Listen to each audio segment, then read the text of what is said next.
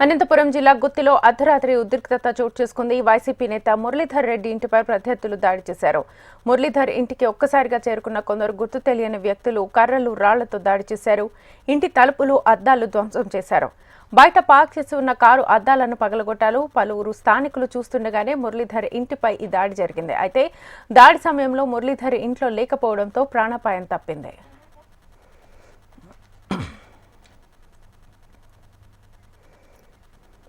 అయితే ఈ ఘటన పలు అనుమానాలకు తావిస్తోంది. ఘటన జరగడానికి కొద్దిసేపటి క్రితం స్థానిక సీఐ వెంకటేశ్వర్లు మురళీధర్కు ఫోన్ చేసి ఇంట్లో ఉంటే ప్రమాదమని బయటకు వెళ్లిపోవాలని చెప్పడం కుటుంబ సభ్యులను అనుమానానికి గురి చేస్తోంది. సీఐ ఫోన్ చేసి చెప్పిన కొద్దిసేపటికే మురళీధర్ ఇంటిపై దాడి జరగడం అనుమానాన్ని మరింత బలపరిచిందని వారు ఆందోళన వ్యక్తం చేస్తున్నారు.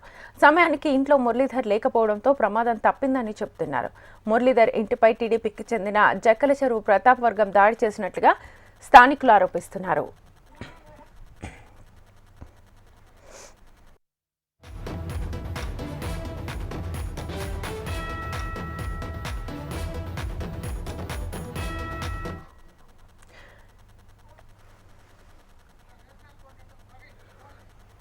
ఇదే అంశానికి సంబంధించి మా రీజనల్ కోఆర్డినేటర్ ప్రవీణ్ మరిన్ని వివరాలు అందిస్తారు. ప్రవీణ్,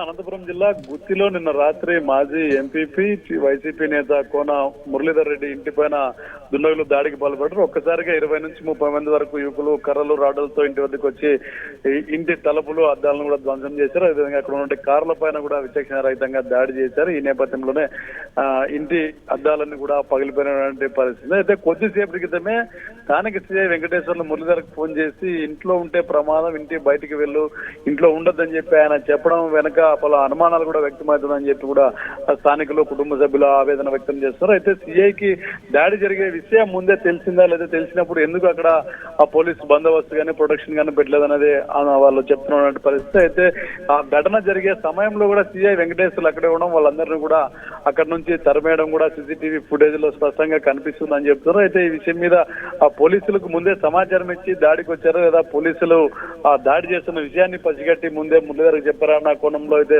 విచారించాలని చెప్పి స్థానికులు డిమాండ్ చేస్తారు. స్థానికులందరూ చూస్తుండగానే ఒక్కసారిగా రాడ్లు, కర్రలతో వచ్చి విచక్షణ రహితంగా ఇంటిపై దాడికి పాల్పడడం, పూర్తిగా అక్కడ ఉన్నటువంటి ఆ కారు అద్దాలు ధ్వంసం చేసి కిటికీలన్నీ కూడా పగలగొట్టడం పైన ఆందోళన వ్యక్తం చేస్తున్నారు. ముఖ్యంగా ఏదైనా మద్యం సిండికేట్ వ్యవహారంలో చోటు చేసుకున్న ఘర్షణ దీనికి కారణమని కూడా స్థానికంగా పోలీసులు నిర్ధారణకు వచ్చినట్లు తెలుస్తుంది.